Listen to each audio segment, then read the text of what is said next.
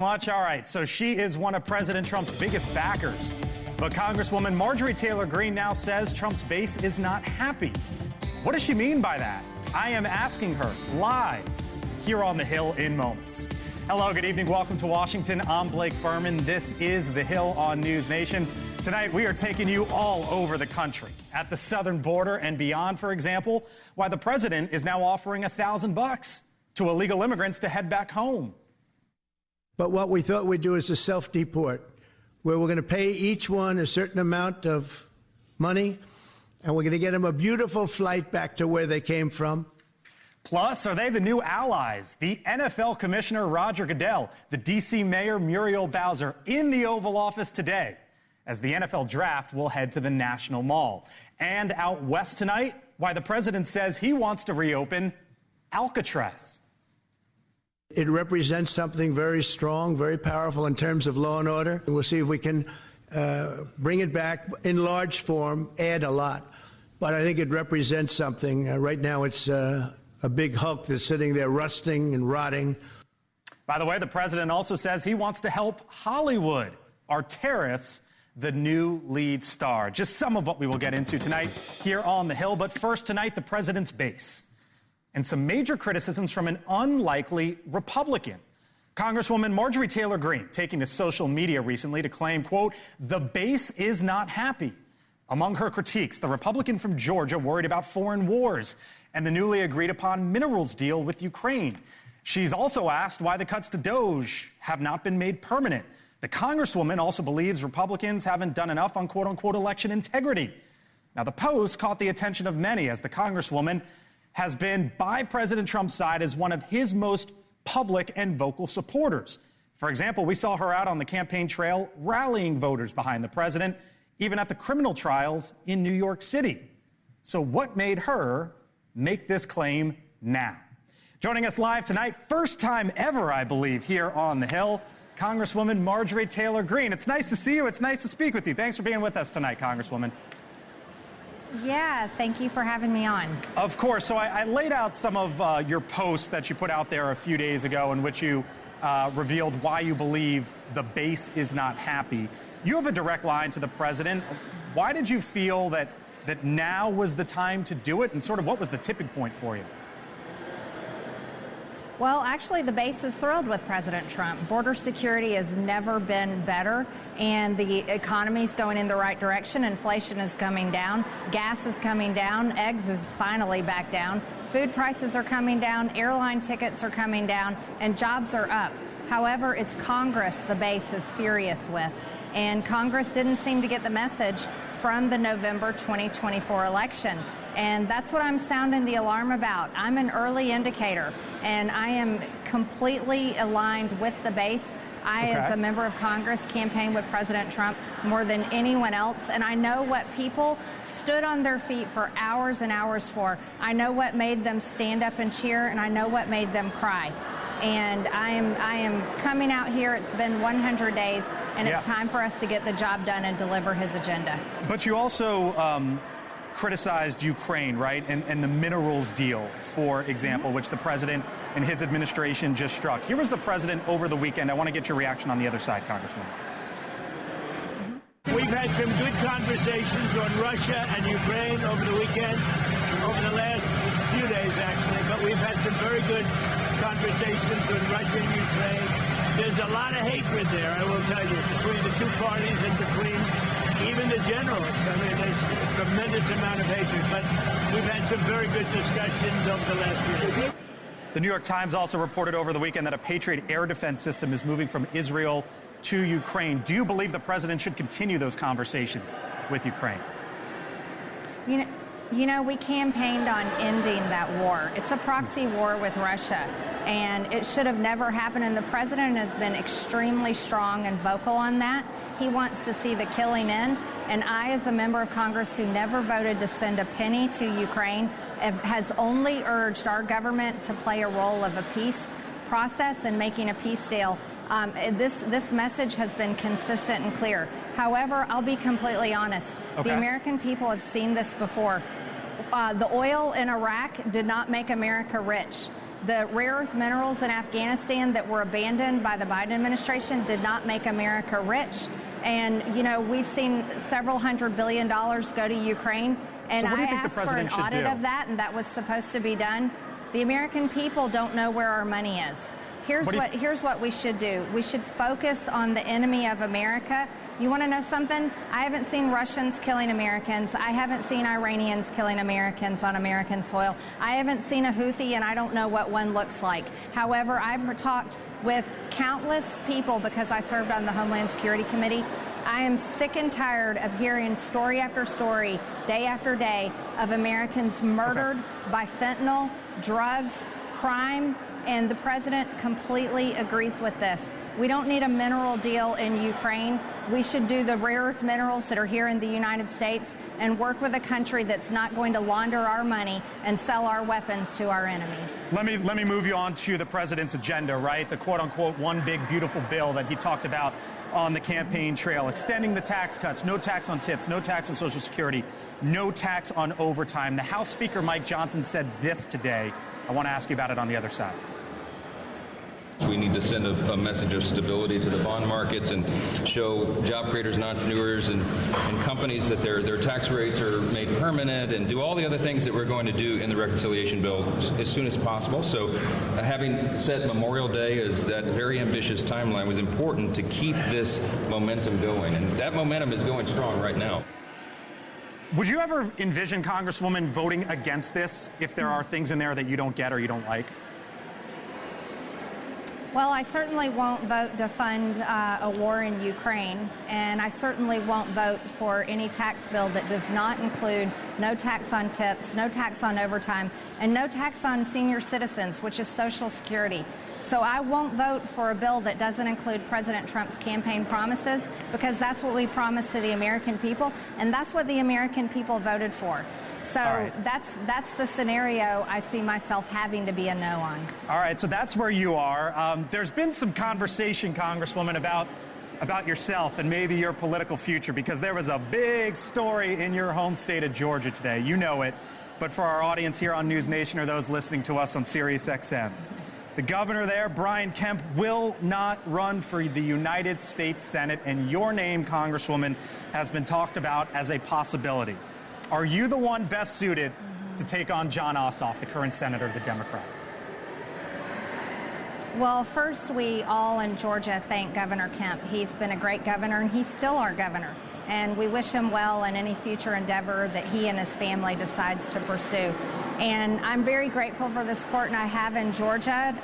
The polling shows I can win the governor's primary, or I can win the Senate primary. So what are you going to do? I can also continue to represent my district. So what are you going to do if you? That's a choice that I can make, and I'll give it some thought. You'll give it some thought. Do you have a time frame as to when you may or may not make that decision? I don't have a time frame, no. Do you have a leaning one way or the next? You know what? I don't have a time frame, and I don't have an answer for you, no matter how many times you ask me, but I appreciate the question. Fair enough. Let me leave you with this. And thank you for your time. I know you got to run. We have about another minute with you, Congresswoman Marjorie Taylor Greene. So 435 members in the House, and you've obviously cut through, right? You are a newsmaker. You are someone that folks talk about. I want to set the policies aside for a second, Congresswoman. On the other side of the aisle, someone else who's cut through is Congresswoman Alexandria Ocasio-Cortez, right? You two couldn't be any more polar politically or on politics. But like yourself, she's also cut through. She's getting tens of thousands of people at her rallies. I wonder if you could diagnose for me why you think that is, and if you think she deserves any sort of credit for that happening. You know, I've asked her to debate me multiple times, and she has yet to accept the challenge. But I still would like to extend that challenge, because I think America deserves to see the extreme differences of the right and the left. I mean, let's be real. This is a woman that hasn't ever done anything that a lot of voters have in their life. She's never had children. She's never run a business. She's never actually worked a real hard-working job into a career, except one in government, and it's a taxpayer paycheck. So I would argue that America deserves to see the differences there. You know, I think AOC is a voice for the radical left, and the people that are showing up for her rallies with Bernie Sanders are the same people that showed up to those Kamala rallies when we were all told that Kamala was going to be our next president. They just have a great email list, and they have a lot of people that are loyal to show up. But that's the minority part of America. That's the radical 25 to 30% of America, and it doesn't define the direction of our country. Congresswoman Marjorie Taylor Greene, I know you got to run. We'll leave it there. I thank you so much for your time. Hope you come on back. Speak with us again here on the Hill. Thank you. I'd be happy to come back. Thank you. All right. Joining me now here at the table, former communications director for the DNC, Adam Hodge, national political reporter for The Hill, Julia Manchester, and former communications aide to Senator Lindsey Graham, T.W. Origi. Hello to you all. Thanks for being with me. You listened to that along with me. I want to focus on Georgia. You know a thing or two. You ran a race down there. I tried. The Congresswoman sort of didn't say, not sort of, she didn't say what she's going to do. What do you think happens down there? Because some pretty big news out of that state today. Massive news. It's pretty clear we need a candidate that can win, primarily. You got two Democratic senators in that state. We do. It blows my mind still to this day. I tried my best. Okay. We'll leave the prognostication to somebody else. But we need somebody who can win, and we need somebody to drive President Trump's message and to be supportive of him on Capitol Hill in his short time frame in office. The one name I keep hearing come up is John King, the Kemp-appointed insurance commissioner, a veteran of Iraq, Afghanistan, Major General in the National Guard, first Hispanic statewide official. Okay. He's the name I'm hearing the most. But underscore one thing. They need to be able to win. Okay. And they need to be able to support the president's agenda. That's a big story down there in Georgia today. Sure. And look, it's hard to think of a candidate who would be worse for Republicans and better for Democrats than Herschel Walker, but Marjorie Taylor Greene may be that candidate. I think she gives a chance for us. You want to take her. She basically said governor or Senate, she thinks. Sure. I think, if she's the Republican nominee in either of those two races, I think Democrats have a really strong chance at winning both of those races. But I don't want to take the shine off of John Ossoff, who has done a pretty remarkable job focusing and keeping his head down on being the senator for Georgia, for all of Georgia. When I was in the Biden administration, when he talked about doing events, he'd be all across the state, talking about investments in all pockets of the state. That's what you got to do as a freshman senator. I think he's done a good job carving out his name in the state. What did the national political reporter for The Hill pick up on there? Well, look, obviously she's not making a decision yet. She's not coming out and saying it. But I think this opens the door, obviously, to a potentially very competitive Republican primary. You have John King. You have Brad Raffensperger, for example, Mike Collins, Buddy Carter. The members of Congress. Yes, the members of Congress. Buddy Carter seems to have ruled it out, or appears to have, Rich McCormick as well. But at the end of the day, I think a lot of this is going to come back to President Trump, but also Brian Kemp. I mean, President Trump is very much a kingmaker in many of these races, but Brian Kemp's political apparatus, his political operation in Georgia is certainly enviable. So they're also competing for his endorsement as well. All right, Marjorie Taylor Greene with some news there on The Hill. Thank you all. I'll see all of you later in the show. Don't go anywhere. Still to come here on The Hill. Make Alcatraz great again? Why the president wants to reopen the notorious prison. We are live from California. Plus this. The president of Mexico is a lovely woman, but she is so afraid of the cartels that she can't even think straight. The war on cartels. Can the U.S. take them on without the help of Mexico? Our Allie Bradley sits down exclusively with the head of Border Patrol. And would migrants be willing to self-deport for money? I'll chat live with the Homeland Security official on what the White House is now offering. Welcome to Washington. As you know, and as you saw already today, this is the center of politics. I'm Blake Berman, The Hill, coming back in 4 minutes.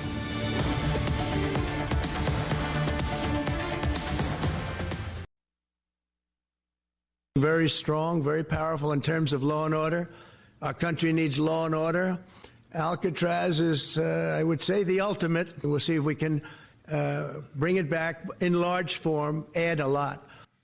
All right, welcome back. A live look right now. That is a look at the notorious federal penitentiary located off the coast of San Francisco there as President Trump vows to rebuild and reopen Alcatraz.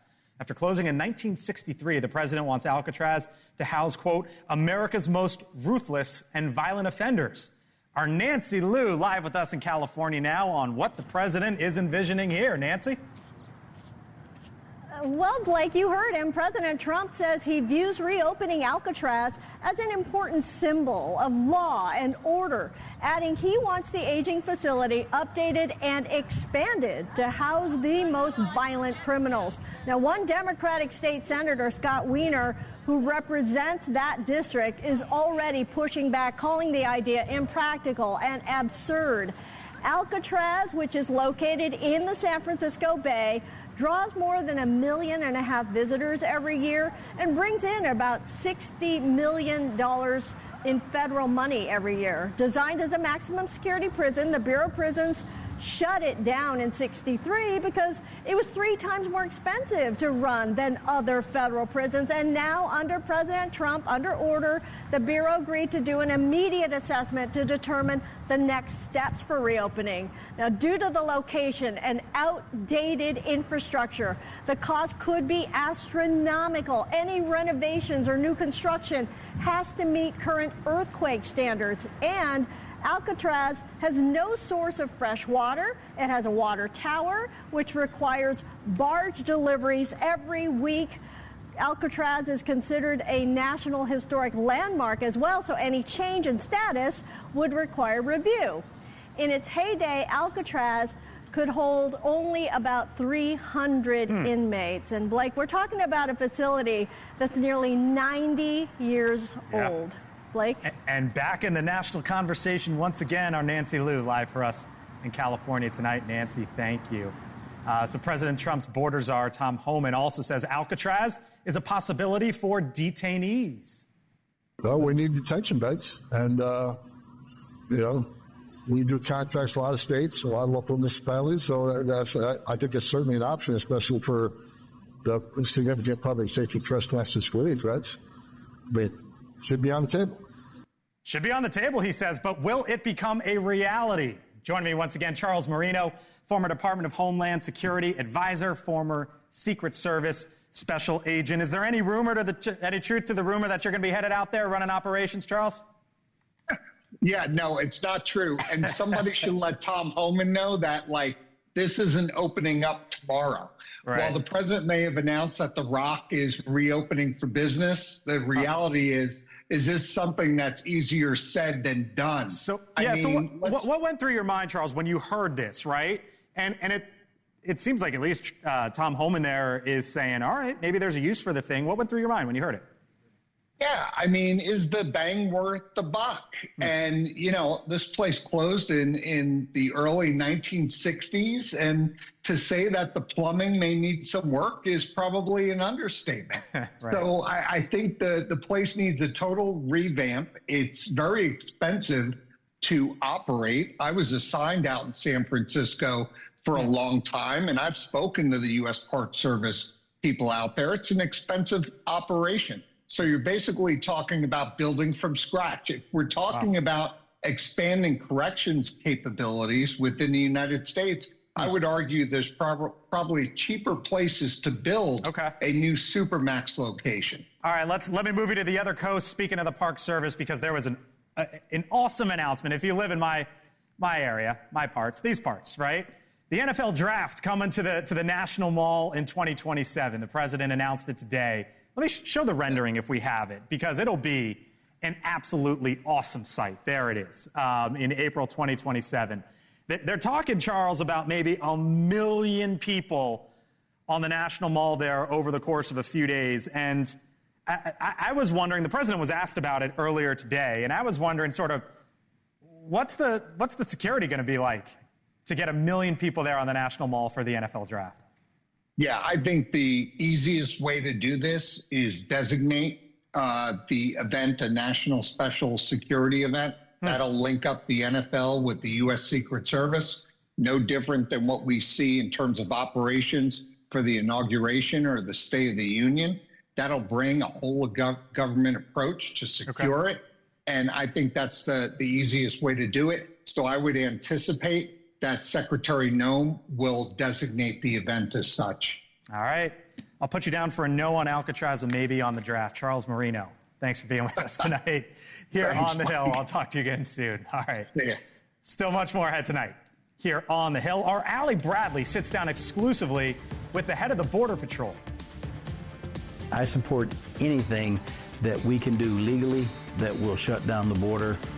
The U.S. clamps down on border security, including its fight against the Mexican cartels. Why, he says, drug lords are posing more danger to the U.S. Plus, is the president picking winners and losers on which industries to help? Who's getting ahead? Maybe who's being left behind? And Warren Buffett, one of America's greatest investors ever, makes a big announcement. But I want to focus on, and I'm going to explain to you something else he said when The Hill returns.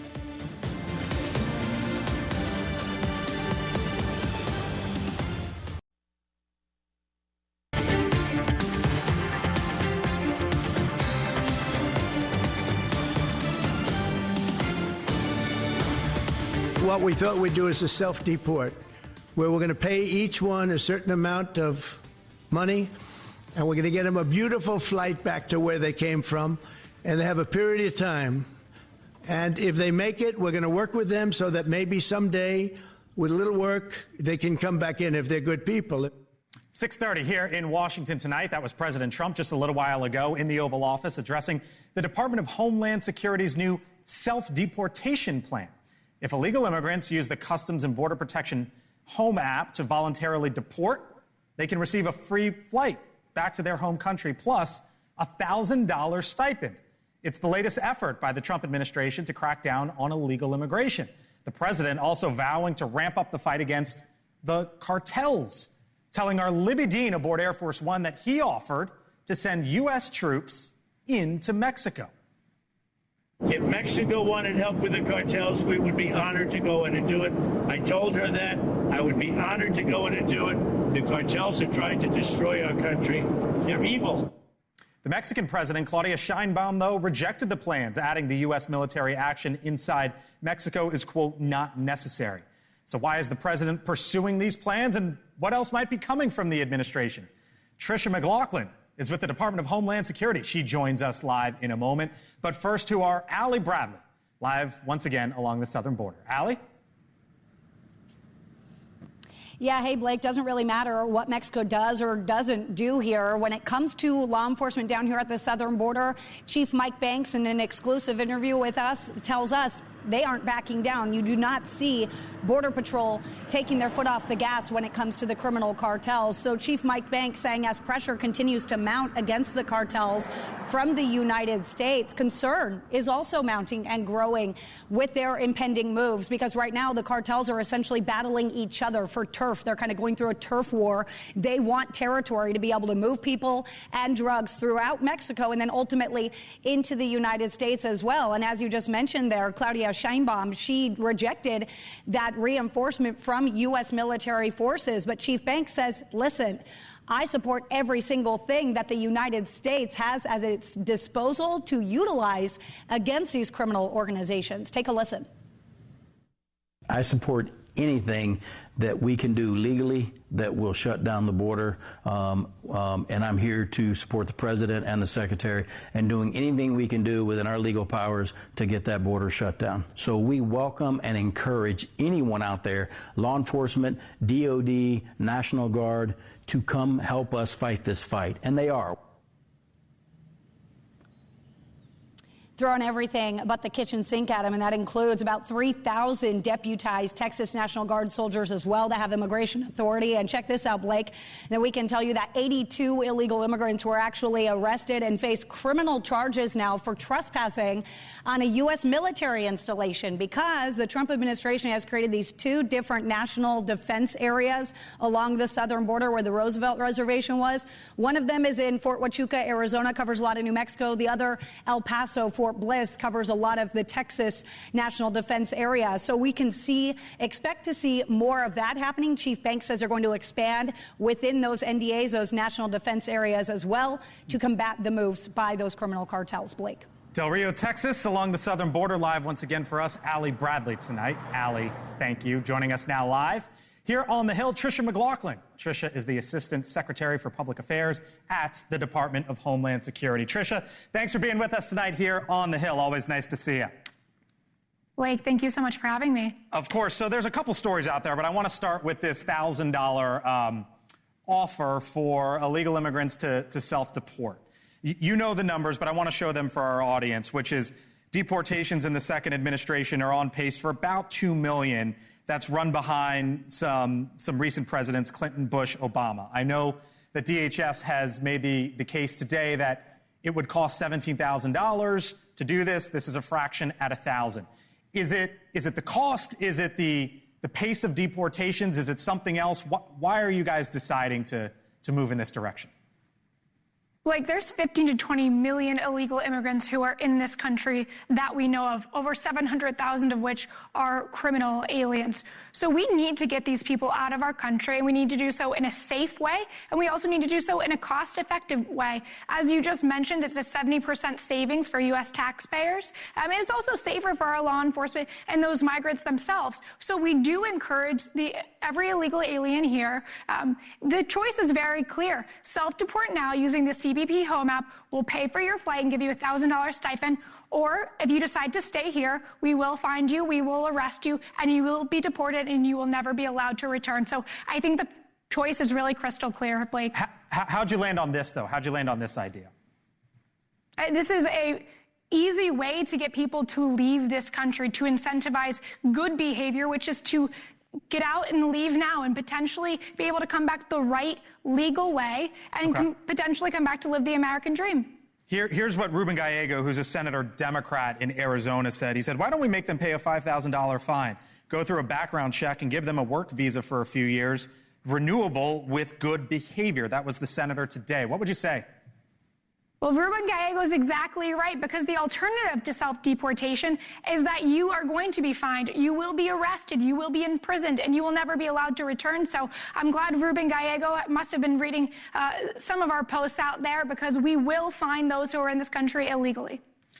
Tricia, no one has covered the border and the cartels like NewsNation. You just saw Ali Bradley down there on the border once again. Our Libby Dean was aboard Air Force One. She was the one who asked President Trump last night about the cartels. And the Mexican president responded to all of this by revealing some of the phone call that she had with President Trump on this idea of sending U.S. troops into Mexico to help them fight the cartels.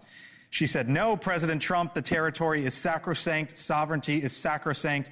She went on to say, we can share information, but we never accept the presence of the U.S. Army in our territory. Does the White House believe, does the administration believe, rather, okay, that's it? It's not happening? Or do you think there's possibly a chance there in future conversations with her? Well, Blake, this is President Donald J. Trump. It's part of the deal. I don't think anything is off the table, but I can tell you this much. As Ali Bradley, your fantastic reporter, has probably seen herself, when we were just down at the border in El Paso with Secretary Noem, all we saw was dust and beautiful America. There was not a single migrant crossing. Border crossings are down 95%. President Trump and Secretary Noem in the last 100 days have truly achieved the most secure border in American history, and we're going to keep it that way. What would it look like, Tricia, this concept of U.S. troops in Mexico to take on the cartels? How would that even work? What would it look like? I'm not going to get ahead of the president. I'm not going to get ahead of the Pentagon or Secretary Noem, but I think we are keeping everything on the table. We know that cartels are increasingly desperate, especially because those border crossing numbers are so low. Our Border Patrol agents have more resources than ever to not just be at those processing centers, but be out in the field, intercepting those drug cartels, intercepting those human traffickers, those sex traffickers, and making sure they don't get in the interior of our country. Tricia McLaughlin is with the Department of Homeland Security. Thanks for being with us tonight here on The Hill, Tricia. Appreciate it. Thanks, Blake. You got it. All right. Still to come tonight as we continue live from Washington. Lights, camera, tariffs, maybe? The president says the movie industry is dying a fast death. It's a big industry, but it's an industry now that's it's really left. It's abandoned the USA. Why the president's proposal for Hollywood is creating a real-life drama. Full panel with me here on The Hill, and the Oracle of Omaha, Warren Buffett, says it is time to step down. It marks the end of an era, but I'm going to explain to you the one thing he said that I hope you heard.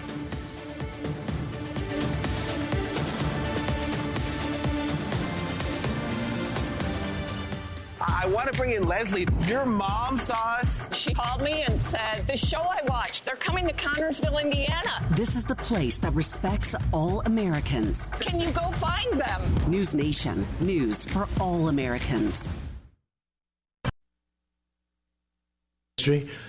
But they're given financing by other countries. They're given a lot of things, and the industry was decimated.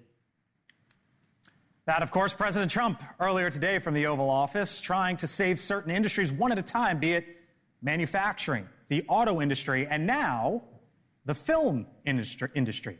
In an effort to save what he describes as an industry that is suffering a, quote, very fast death, President Trump floated the idea of a 100% tariff on movies produced outside of the United States. He posted to social media, the president writing in part, quote, other countries are offering all sorts of incentives to draw our filmmakers and studios away from the U.S. Hollywood and many other areas within the U.S. are being devastated.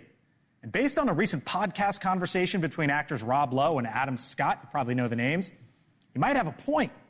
Lowe had this to say about filming a game show that he's on abroad. He said, quote, it's cheaper to bring 100 American people to Ireland than walk across the lot at Fox right past the sound stages and do it there. And there are at least some A-list Hollywood personalities looking to increase production in the U.S. as well. Matthew McConaughey, for example, helped lead an initiative all the way to the state of Texas and the capital there to bring more of Hollywood to his state. One of the only regrets of my 33-year career in film and television is not making more films, more of my films here in Texas. He's trying to get some tax incentives there. But while these efforts can and maybe should be applauded, depending on however you look at it, right? What it is, at least in part, the president saying, okay, let's help these industries, maybe not necessarily willing to say yet to go there for others. The tariffs may provide relief for movie stars. They're not going to do so much for comedians or theatrical actors or whoever. The auto industry seeing relief. If you make boats or golf carts or scooters, whatever, no relief. So who should be saved? Full panel here with me now. Former communications director for the DNC, Adam Hodge. Hannah Brandt, Washington correspondent, national political reporter for The Hill, Julia Manchester, and T.W. Rinke, former communications aide to Republican Senator Lindsey Graham. Hello to you all. Happy Monday. Hey. Nice to have you in. Hello. So, Republicans, they don't like the government picking winners and losers, but I'm watching a president kind of go, TW, industry by industry by industry, saying, okay, here's what I'm going to do to help you. Yes. Should he be down that path? Well, it makes a lot of sense that he is, given everything he said over the last 30, 40 years and what J.D. Vance thinks, that the trade deals we've made, whether it be NAFTA or others, have strip-mined labor out of this country and industries out of this country and sent them abroad. Look, as it pertains to Hollywood, it's absolutely getting more expensive to make movies in America. States are competing heavily to bring movies there. Netflix and other streaming services are pumping out low-cost content left and right. But look, there's another factor that isn't being talked about here. And one of the countries that should be talked about more is China. How so? China has been very openly trying to get more production in its country. It's a huge market for these studios. They now exert a ton of editorial control and production control. I was interested to see the word production, because does that mean the filming of it, or does that mean where it's actually produced and put together? So what about that? Because nothing is more bipartisan in this town than needing to push back against China. Yeah, but let's take a step back here. Like, the chaos and confusion of this is just the latest in the string of tariffs. You mentioned autos. You mentioned a whole bunch of other industries that has been part of this. I mean, there's a reason the market has tanked on this news, because it doesn't make any sense. I'm putting tariffs on films that are supposed to be a source of the reason he declared an emergency to begin with was for a trade deficit. We have a surplus, as you guys reported on NewsNation today, about movies going abroad. That is a surplus. So there is a surplus, but what would you say to Rob Lowe there, who's basically like, look, we could take our team to a foreign country and it's so much cheaper? But look, it is in the president's own words. He said they're creating incentives for countries to produce the movies there. The solution is to create more incentives for people to produce them here in the U.S. Tariffs are not an incentive. Tariffs are a penalty and a tax on people for production, and it was unclear even how you would enforce it. It just doesn't make sense. This is a unique one, because you have Like, if I would have told you 105 days ago, hey, Donald Trump's going to try to come to the aid of Hollywood, you'd be like, Berman, what are you talking about? Get out of here. But here we are. You're right. You're right. And I think it's an important point about the confusion, because it's not just that he's announcing these tariffs sort of one by one. He's then making exemptions and rolling things back. And so we've seen kind of a confusing rollout from the White House when it comes to industry by industry tariffs. And in some ways, though, that gives the president leverage and power. He's getting calls, I bet you, from Hollywood executives now trying to come to his office and negotiate. And in some ways, that's exactly what he wants, right? I think we saw that confusion today because the White House sort of backed off of this a bit, not fully, but just talking about President Trump saying he's going to meet or talk to these Hollywood executives to see what they think. But looking at the statement itself that he put out last night, I think there was a lot of confusion not only over production. I mean, a film could be made in Romania and then post-production in Los Angeles, for example. So how does that work? But also the term national security, which is probably where China fits into it. I mean, No, go for it. I was just going to say, talking to my former colleagues at USTR. Yeah, so you used to work in the... They have no idea how you would even put this in. So there was a story that, obviously Hollywood, right? I just talked about Matthew McConaughey and Rob Lowe. You all know these names. You know these faces. You know these people. I brought this up on the Hill Sunday show yesterday. I filled in for Steyerwalt. You don't know the names and the faces of the people in Steelton, Pennsylvania, just outside of Harrisburg, where 2 plants are now going idle at the end of next month. And they were plants that were visited by Governor Josh Shapiro and Pete Buttigieg last summer, right? And now they're going idle. And I think that kind of personifies the argument that the president is trying to make on manufacturing, is it not? Well, but the reason, I don't know about these particular plants and like what industries they were. Railroads. Yeah. So look, like the incentive for these companies to make more stuff in the U.S. has been diminished because of the tariffs. Like the cost of these operating in a lot of these plants has definitely gone up. You're just not seeing the follow through in the policy. That's the same reason why the containers coming into the Port of California are going down, because the tariffs have created so much uncertainty in the market and businesses can't plan. That is why you saw GDP coming down. That's why people are pessimistic about economic growth the rest of the year. Cleveland Cliffs closing Steelton facility, hundreds laid off. Yeah. No, there has been a steady march of hard manufacturing leaving the United States for decades. Donald Trump believes that the only way to do that is to force the issue on nations like China, where a lot of people are moving goods to, and then get rates back into whack among countries not named China. You just saw last week a host of CEOs and business leaders parade into the White House and say, we're going to invest X amount of dollars. We're going to invest this many billions of dollars. That's what he wants to see. That's part of the story the administration wants to tell. Sure. But those are the companies, by the way, that you would want regardless to be announcing new plants and new facilities. Look, countries like China have us by a chokehold with chips, with medical equipment, with computer equipment. We need those back. We also need hard manufacturing like steel and rails and what have you. The only way to do that is to ratchet up the pressure and make it less attractive to be in other countries. And by the way, there's another side to that, which is leaders like President Xi can't stay in power if his people aren't employed.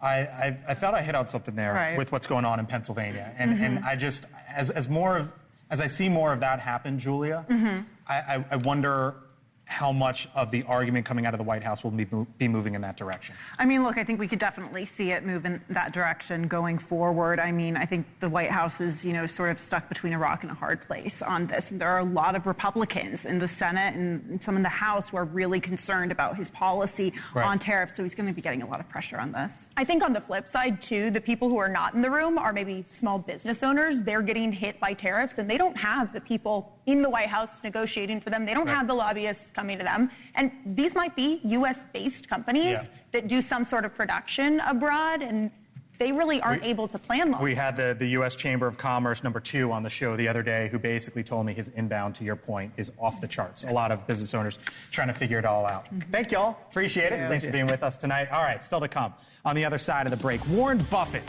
Yeah, he made a lot of headlines on trade. You saw them, you know them. But I want to show you what I heard out of the Oracle of Omaha, and I hope you stay around to listen to it. My take next. And coming up on Elizabeth Vargas Report, she'll be talking to a well-renowned author about the decision to keep children out of school during COVID.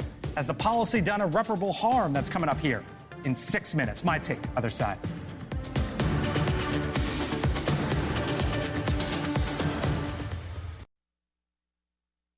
I've seen the headline that Warren Buffett announced over the weekend at the annual shareholders meeting that he will soon be passing the baton as the CEO of Berkshire Hathaway. An amazing 60-year run for a true legend. But lost in the headline are some other thoughts that Buffett shared against a backdrop of uncertainty, both for his company and the Trump administration's trade policies. Now, Buffett did express concern about the U.S. deficit and recognize that our country faces problems that need to be solved. But in classic fashion, Buffett's overarching sentiment was in line with what he has preached for decades. Never bet against America. And this right here was the moment that stood out to me. The luckiest day in my life was the day I was born. You know, because I was born in the United States. If I were being born today, you know, I would just keep negotiating in the womb until they said you can be in the United States. So we're all pretty lucky. How about that for some wisdom? Now, Buffett could have spiked the football this weekend for all that he has built. He also could have gotten extremely political. He did neither, but he continued to remind that he could not have done it anywhere else. And if we are all so lucky, we can all learn a lesson or two from the Oracle of Omaha. And that's my take tonight. I thank you so much for watching us here on The Hill. We'll be back tomorrow, 6 o'clock Eastern. I'm Blake Berman. Have a great evening. Elizabeth starts right now.